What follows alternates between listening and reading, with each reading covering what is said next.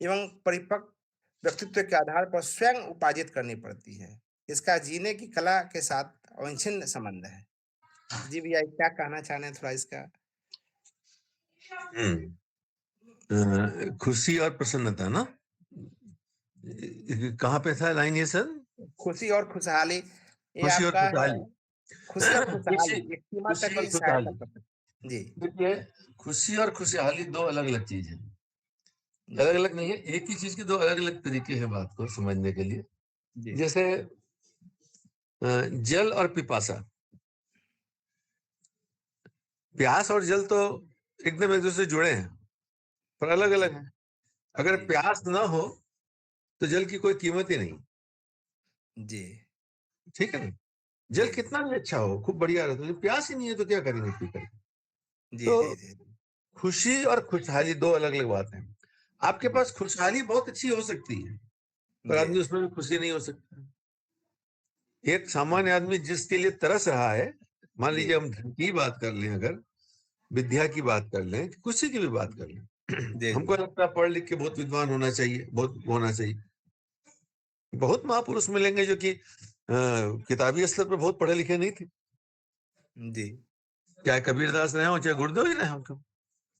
जी, गुरुदेव कौन सी बहुत लंबी डिग्री लेकर के रहे थे? ठीक है। तो ये, इसका कहना का मतलब ये है कि खुशहाली हमारी जो है वो पदार्थ पे नहीं निर्भर कर रही, वो हमारी जी, आंतरिक स्थिति पे निर्भर करती है। किसी को अगर खुश होना आता है तो अभाव में भी खुश रह जाएगा, और जिसको जी, खुश रहना नहीं आता है वो जी, सब कुछ हो करके भी रोता ही रहेगा। जी, जी, धन्यवाद। बहुत सुंदर भैया, बहुत सुंदर। जी भैया, धन्यवाद।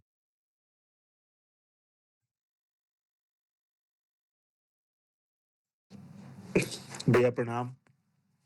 गोकुल भैया हाँ, को प्रणाम, अमन भैया को प्रणाम। भैया मेरा प्रश्न है कि ये जो आपने अभी बात कही कि जिसको खुश रहना आता है तो वो खुश रह लेगा।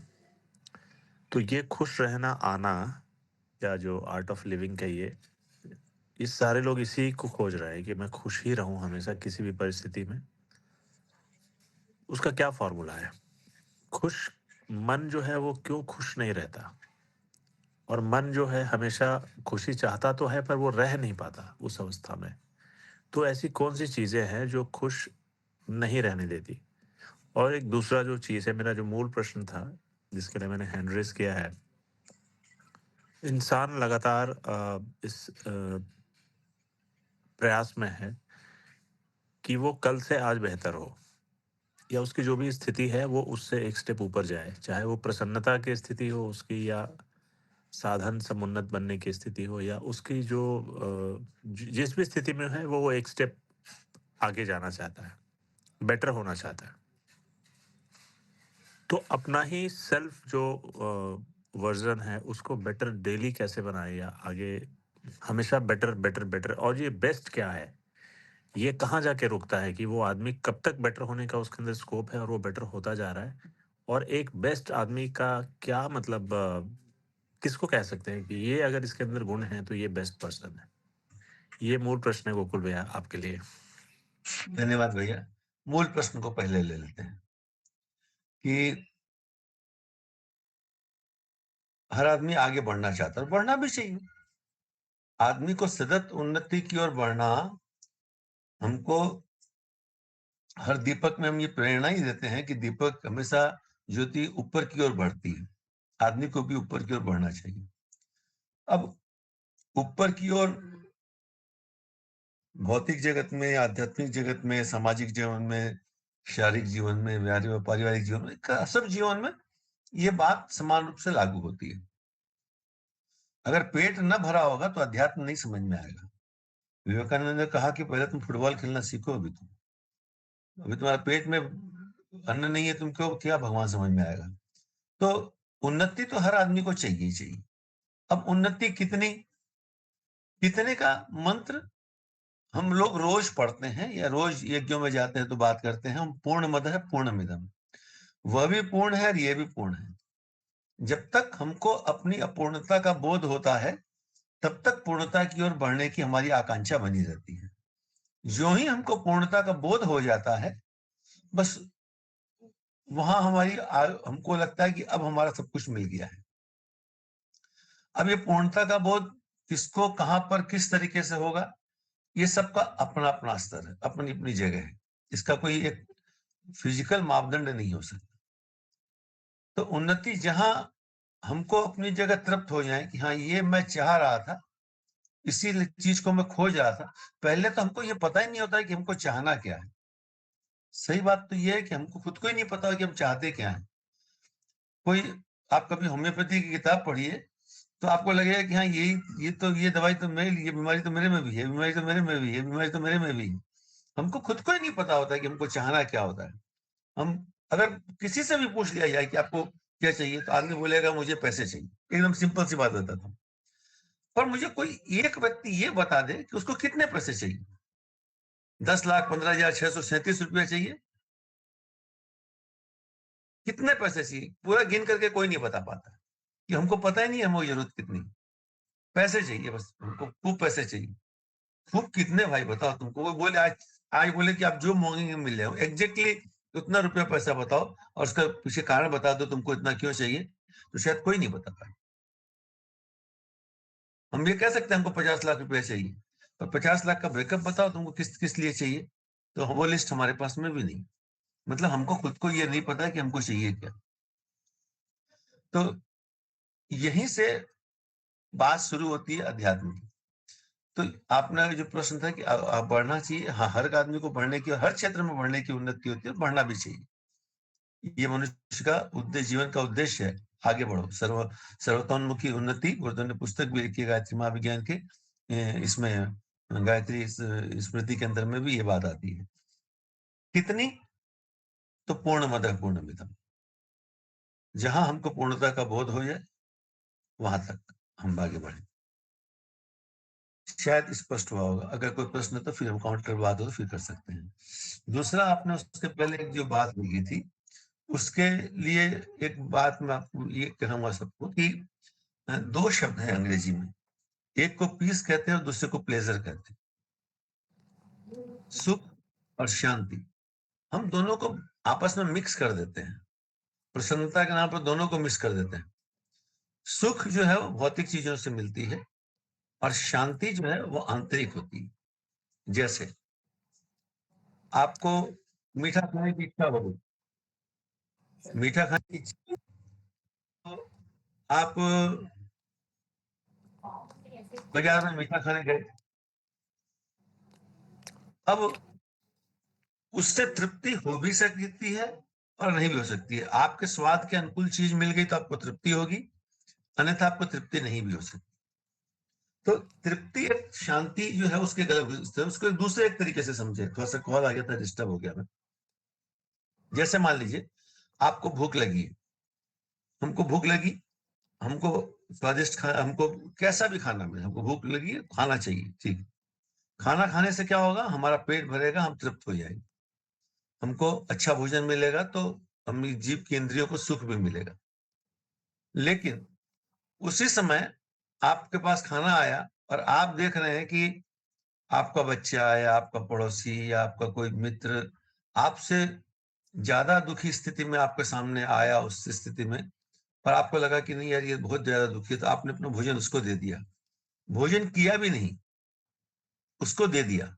लेकिन आपको, अगर आप भोजन हम खुद करते तो हमको सुख मिलता, लेकिन अगर हमने भोजन करा दिया तो हमें शांति मिलती है, मन को बड़ा सुकून मिलता है कि हाँ यार ये काम बहुत अच्छा हुआ। मेरे को भूख लगी,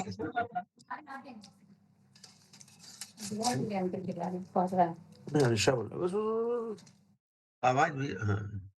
तो आप, ये दो चीज का अंतर होता है, पीस और प्लेजर को। हम हमेशा प्लेजर की तरफ भागते हैं, और यही बात इसमें आरंभ में लिखी भी यही बात थी कि हम प्लेजर से प्रसन्नता को पाना चाहते हैं, जबकि प्रसन्नता, पीस एक आंतरिक चीज, उसका सामग्रियों से संबंध नहीं है। हमको एक शर्ट खरीदने की इच्छा हुई, हम खरीद के ले आए, पहने क्या? पहने नहीं, लेकिन संतुष्ट हो गए। अभी उसका भोग नहीं किया पर वो इच्छा समाप्त हो गई। प्रसन्नता एक अलग स्तर की चीज है जो कि आंतरिक स्थिति पे होती है। पीस और प्लेजर दो चीज को अलग अलग देखेंगे तो बात बहुत समझ में आ जाएगी। प्लेजर के लिए हम प्लेजर स्थायी होता है। अगर आपने किसी को आज के 10 साल पहले भी भोजन कराया किसी विषम परिस्थितियों में, तो वो स्मृति जीवन भर रहेगी और जब भी वो बात याद आएगी तो आप हृदय में एक आनंद भर जाएगा। लेकिन 10 साल पहले उस दिन क्या खाया था वो याद ही नहीं है, वो याद नहीं रहेगा। सुख क्षणिक होगा, शांति स्थायी होगी। जी भैया। धन्यवाद भैया, बिल्कुल क्लियर है।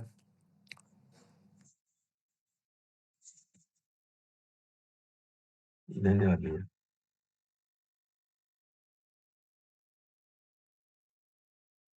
छोटे छोटे शब्द हैं, हम लोग जब समझ लेते हैं तो कॉन्सेप्ट हमारा भी क्लियर हो जाता है। तो बड़ी भौतिक सामग्रियां सब सुख देंगे पर शांति नहीं देंगे। शांति तो आंतरिक होगी।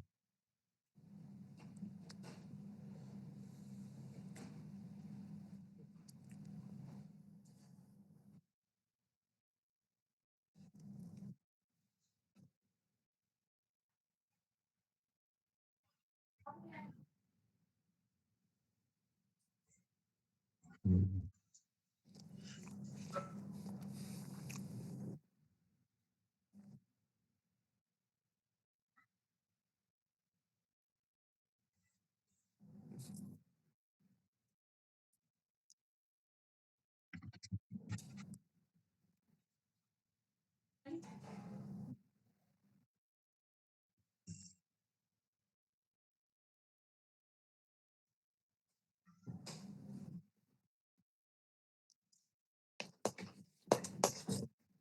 हो गया,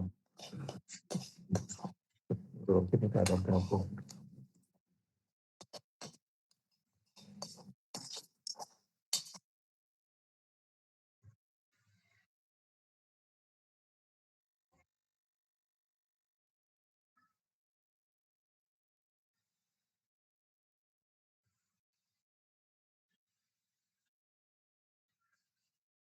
ये देखिए, गुरुदेव ने जहाँ पे बात लिखी है फ्रायड के उसको रेफरेंस दे करके, तो वो ये कहना चाहते हैं कि रिजल्ट हमारे हाथ में नहीं।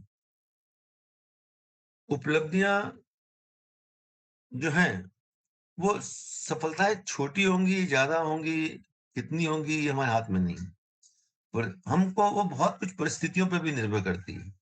हमको तो पूरा ध्यान अपने काम पे लगाना है। जो गुरुदेव ने ये बात कही ना कि आप काम की अपने अंग अवयव में, जो एक बात गुरुदेव लिखते हैं, कहते हैं कि लक्ष्य तक निशाना न भी पहुंचे तो भी वहां तक पहुंचेगा कि जिसको देखे ये कहा जा सके। तो ये बात, इसको आप ऐसे भी समझ सकते हैं भाई हम लोग।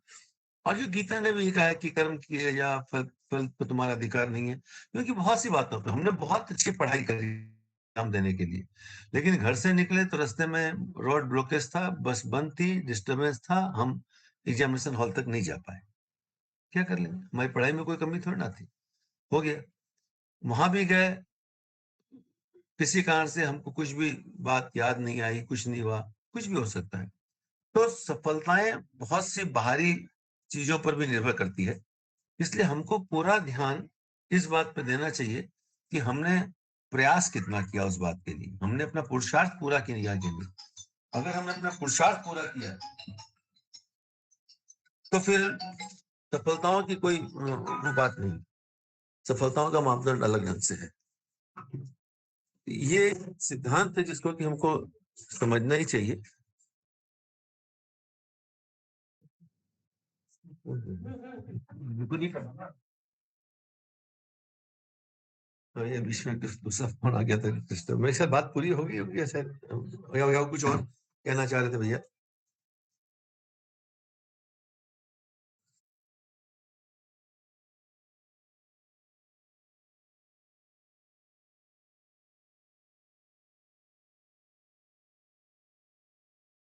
अच्छा, फिर भैया सफलता का भी कोई मापदंड नहीं है। एक लड़का सीए के एग्जाम में 50% पासिंग मार्क,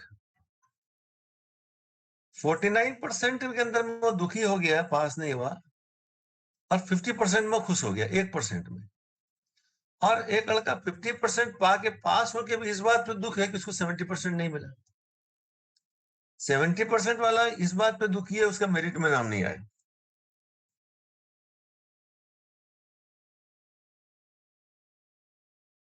तो वो हमने कितना बड़ा टारगेट अपने आगे पहले बना लिया है, हम उससे उस चीज को तौलते हैं। हम ये मान के चल रहे थे कि हमको इतना तो मिलना ही चाहिए था, तो उससे जरा सा कम मिला तो हमको दुःख हो जाता है। यहाँ एक आध्यात्मवादी दृष्टिकोण बहुत जरूरी है। असफलताएं होती हैं। मेरा लड़का सीए किया और इंटर तो फर्स्ट अटेम्प्ट में क्लियर कर लिया था, शायद फाइनल में उसको 2-3 अटेम्प्ट लगे। पर जिस दिन इसका रिजल्ट आने वाला होता था ना, उसके 2 दिन पहले से मैं अपने आप को इसलिए इस तरह से तैयार करता था कि जब उसका रिजल्ट आएगा और वो अगर नहीं पास होगा तो उसको मुझे कैसे हैंडल करना है। ऑब्वियस बात है, वो आता है परेशानी। और ठीक है, पास हो गया तो कोई बात नहीं है।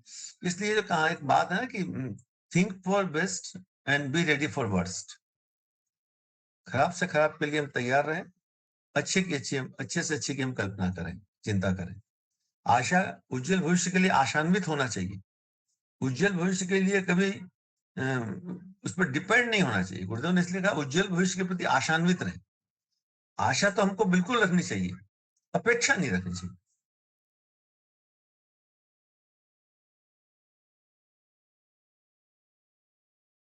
हम कार्यक्रम में भी किसी के पास जाते हैं कि कोई कार्यक्रम के किसी डोनेशन लेना, आशा के साथ जाते हैं, अपेक्षा के साथ जाते हैं तो दुख होता है।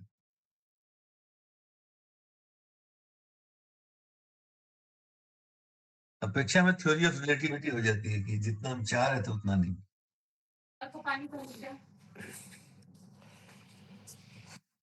भैया ये जो पॉइंट ऑफ रेफरेंस जिसका हम लोग अभी जिक्र कर रहे हैं कि ये किसी के लिए 70% और किसी के लिए 50%, 49%, हर व्यक्ति का अपना अपना पॉइंट ऑफ रेफरेंस है और पूर्ण अगर कहा जाए तो 100% जो है वो अल्टीमेट है। ठीक है,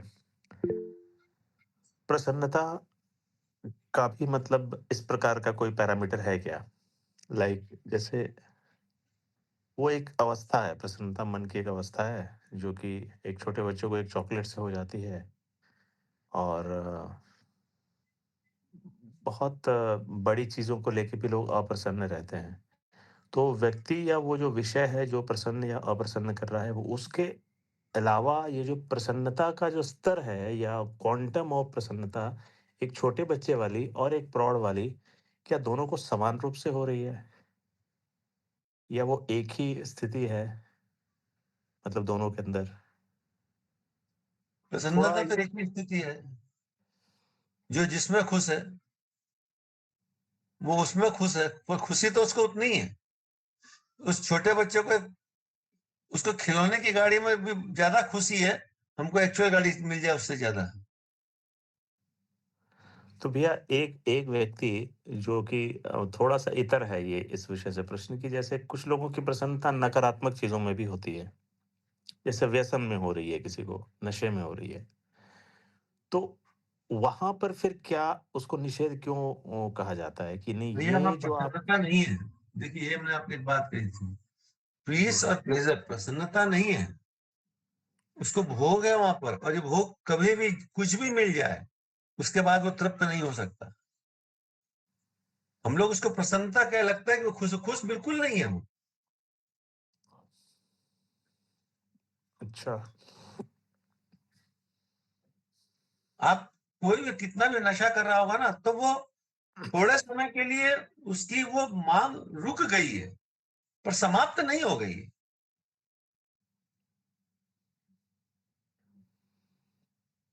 तो मतलब प्रसन्नता के साथ भी तो यही चीज़ है ना कि हम तो थोड़ी देर के लिए ही प्रसन्न हो रहे हैं। थोड़ी देर के लिए वो मेरी हाँ, प्रसन्नता हुई। थोड़ी देर के लिए हम सुख की सोचेंगे तो थोड़ी देर होंगे, शांति की सोचेंगे तो स्थायी होंगे। जो मैंने आपको जब एक बात जी, कही थी जी, ठीक कि है। दोनों आप इंटरनल और एक्सटर्नल है। हाँ इंटरनल और एक्सटर्नल है, ठीक है। सुख जो है हाँ वो भी एक अनुभूति है और शांति भी एक अनुभूति ही है। हाँ, तो बहुत इसमें तो पतला सा टैन अंतर है दोनों में, बाहर से, पर आंतरिक दृष्टि से बहुत अंतर है। जी, ये बहुत ही सूक्ष्म विषय भैया मेरी बुद्धि की परख वहाँ तक अभी नहीं है। तो इसलिए मैं बार-बार आपको प्रश्न मतलब घुमा-फिरा के जो पूछना या समझना चाह रहा हूँ। नहीं, नहीं, इसी के लिए तो हमारा स्वाध्याय का विषय है ना। स्वाध्याय का विषय ही यही है। जी, जी। जी, धन्यवाद भैया। बिल्कुल। जी भैया, प्रणाम। बबलू भैया की बातें हमें बहुत अच्छी लगी और प्रेरणादायक है, लेकिन इसमें से थोड़ा-सा और हमें भैया समझाएँगे कि बच्चों के लिए मतलब हमें कैसे मतलब भैया तैयार रहते थे? थोड़ा हमें भी बताएँ कि हम भी अपने बच्चों के लिए तैयार रहें अच्छे से, क्योंकि हमारे भी तो बच्चे हैं, इसी में जूझ रहे हैं, कभी पास, पहले कभी तैयार फेल। तो पहले तैयार तो ये रहते थे कि अरे भैया हम तो खूब मिला के ग्रेजुएट ही और सीए बनने तो जा रहा है। हमसे तो एक कदम आगे जा रहा है ना। ये पहला संतोष का विषय होता था। फिर उसको ये कहते थे कि कोई बात नहीं है, ये तो चलता रहेगा। अपने को एफर्ट देखना है कि ज़रूर किसी जगह पर कुछ कमी रही होगी, अपने को ये बैठ के देखना है कि आगे की तैयारी क्या करें। वो जो एक कहावत है कि बीती ताई बिसार दे आगे की सुध ले। भगवान आँखें हमको आगे ही दिया। 2 आँख थी, एक आगे दे देता, एक पीछे दे देता। क्या फ़र्क पड़ता था उसको? सेटिंग एक ऐसा कर देता कि एक आगे भी देखते, एक तो पीछे भी लगा देता, पीछे वाला भी देखते रहते। लेकिन वो तो पीछे आँख दिया ही नहीं है, तो आगे ही आँख दिया। तो हमारी मजबूरी है कि हम आगे ही देखेंगे। पीछे हम देख ही नहीं सकते। जब इसीलिए पीछे देखने का प्रयास करेंगे तो तकलीफ पाएँगे। इस तरह की बहुत सी बातों से अपने को पहले समझाते थे, फिर उसको समझाते। भैया तो फिर बच्चे को आगे कैसे बढ़ाएँ? मतलब ये बच्चों तो को आगे हमारे बढ़ने देखिए, आगे बढ़ने के लिए तो मोटिवेशन देना ही पड़ेगा, लेकिन असफलताओं से रुकना नहीं है, वो और आगे बढ़ना और तेजी से आगे बढ़ना। यहाँ गार्जियन का रोल आता है। हम बच्चा फेल हो गया, हम उसको उसके लगे डाँटने-पीटने, उसको लेकर के उसको बुलाना, ताना मारना शुरू कर दिए। हम उसके रिजल्ट की बात ही नहीं करते थे, जब पता हो गया फिर रिजल्ट है उसका जिस बार क्लियर नहीं हुआ तो हम बात ही नहीं करते थे, नहीं हुआ, क्या बात करनी? अब रिजल्ट की क्या बात करें, आगे की बात करें ना बच्चे। नेक्स्ट एग्ज़ाम कब है भाई तेरा? नेक्स्ट सीधी बात यही से शुरू होती है, हमको भी पता है कि जून में हुआ तो अगला नवंबर में होगा। तो पूछते हैं नेक्स्ट क्या है? नेक्स्ट ही वाला। जब मुझे पता है कि नहीं पास हुआ तो उससे क्यों पूछूं क्या हुआ, तेरा कहाँ खराब हो गया, तेरा ऐसे कैसे हो गया, वो क्या पता है कैसे हो गया, तो हो गया। जी भैया। मतलब हम थोड़ा-सा बातें हम अपनी रखना चाह रहे हैं। हमें ऐसा लगता है जैसे अब हम अगर गलत कह रहे होंगे तो हमें सही रास्ता दिखाइएगा भैया, क्योंकि गलत ना हो। हम जैसे मेरी बच्चे कहते हैं कि मम्मी हमें ये चीज़ बनना है, हम कैसे करेंगे? तो हम बोले देखिए बेटा, आप चिंता मत करिए, पहले आप वहाँ पे जाकर पहुँचिए, सफल हुए तो भी सही है, नहीं सफल हुए तो भी सही है। उसके नीचे वाले तो कुर्सी मिल जाएगी ना। ऐसा तो नहीं है कि आप बड़े आदमी बनिएगा तभी आप आदमी कहाइएगा और नीचे वाले आदमी रहिएगा तो आप नीचे नहीं आदमी कहाइएगा। ऐसा तो कुछ नहीं है। यही बात कहकर उनके बच्चे को हम अपने बच्चे को समझाते हैं और आगे बढ़ने की प्रेरणा देते हैं। तो हम कहाँ तक सही हैं भैया? जी दीदी, शब्द अपने-अपने हो सकते हैं, अपनी-अपनी परिस्थितियों के आधार पे हमको शब्दों को खोजना पड़ता है। पर बात यही है कि उनको हमेशा ये बताएँ कि आप जहाँ हैं, उससे और आगे बढ़ते जाइए।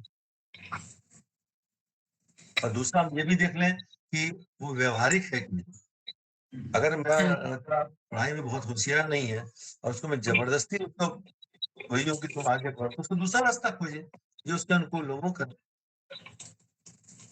ये बात तो देखनी पड़ेगी वो प्रैक्टिकली। तो वो तो कम पढ़ने वाले बच्चों पे शोभा देता है। जो मेहनत कर रहे हैं उनको उनको ये बात से पता नहीं ना होता है भैया। हाँ, वो इस नहीं बात मैं को दोनों समझने के लिए बातें करूँ। तैयार ही नहीं होते हैं।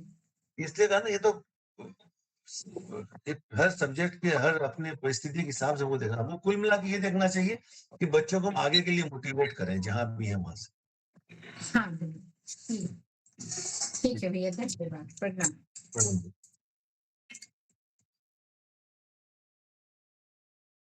हुँ। हाँ, ये बात रख दें क्या है? तो लोग आगे तक चल देंगे और क्या होगा? जी सबों को मेरा सादर प्रणाम। समय हो गया है, बात नहीं, ये आज के स्वाध्याय से जो हमने समझा, वो यही समझा कि छोटी-छोटी बातों में आदमी अपनी प्रसन्नता ढूँढ सकता है और आनंदित रह सकता है, छोटी-छोटी बातों में। तो हम अपना उदाहरण देके बताएँ कि हमारे घर के बगल में रास्ता है। सुबह-सुबह बच्चे जाते हैं, हँसते-खेलते स्कूल जाते हैं, फिर लौटते हैं। उसको देखकर हमको बहुत प्रसन्नता होती है।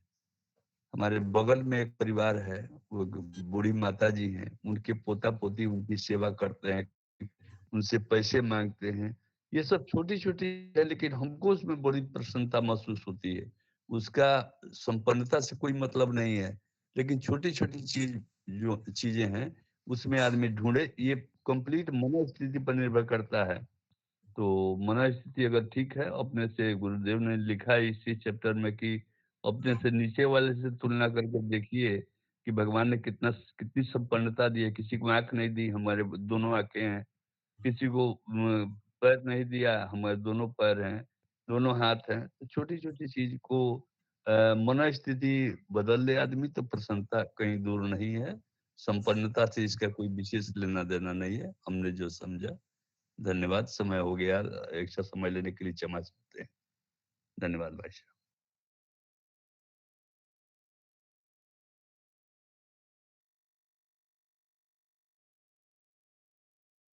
जी भैया प्रणाम, सभी को प्रणाम। जी, बात समाप्त की जा सकती है भैया। तो ये सिर्फ़ इसमें जो गुरुदेव ने दूसरे पैरे में दिया हुआ है कि ये जो मन की बात बताई है ना, जो प्रसन्नता, अप्रसन्नता का विषय चल रहा था, कि मन जो है 11वीं इंद्रिय और उसका स्तर कुछ ऊँचा है। तो यहाँ जो ये लाइन उन्होंने लिखी है ना कि अहंता की पूर्ति में उसे रस आता है। वस्तुओं का संग्रह, व्यक्तियों पर आधिपत्य, अन्यान्यों की तुलना में वरिष्ठता जैसे प्रसंग मन को बहुत सुहाते हैं।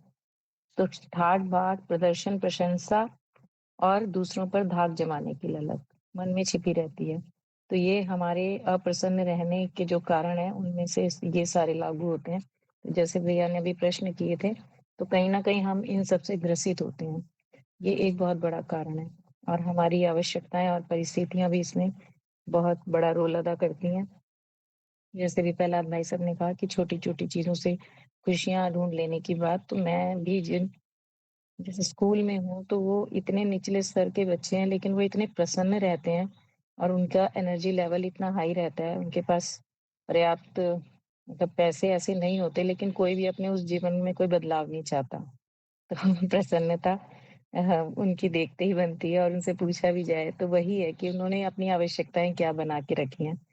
तो इसलिए ये मैं सिर्फ़ इसको कह रही थी, ये जो मन की इंद्री की बात है ना कि ये मन की इंद्री हमारी क्या-क्या डिमांड करती है, इसमें ज़्यादा रहता है। एक-दूसरे से अपने आप को उत्कृष्ट साबित करना, अपनी प्रशंसा और जो प्रदर्शन वाली बात है, ये सब चीज़ें बहुत हम सबके कारण होते हैं हमारे दुःख का। मैं सिर्फ़ इतना ध्यान दिलाना चाह रही थी। जी, प्रणाम भैया, सभी को प्रणाम। जी दीदी, बहुत-बहुत धन्यवाद। प्रणाम आपको भी। और आपने सही कहा थी कि प्रसन्नता और अप्रसन्नता ये दोनों ही हमारा ही बनाई हुई चीज़ें हैं, निर्मित की हुई चीज़ें हैं। हम किन किन चीज़ों पे ध्यान दे रहे हैं, किन चीज़ों पे का हम अ, किन चीज़ों से हम पोषण ले रहे हैं, वो सारा कुछ निर्माण करता है। जी। तो ठीक है, आज का बहुत ही अच्छा चिंतन रहा, बहुत ही अच्छा स्वाध्याय वाचन और फिर प्रश्नोत्तरी रही। आइए आज के स्वाध्याय को यहीं विराम देते हुए गुरुजी गायत्री माता को, सभी सूक्ष्म सत्ताओं को धन्यवाद ज्ञापित करते हुए शांति पाठ। ओम शांति शांति शांति। प्रणाम प्रणाम सभी को। सभी को प्रणाम भैया। प्रणाम भैया। धन्यवाद।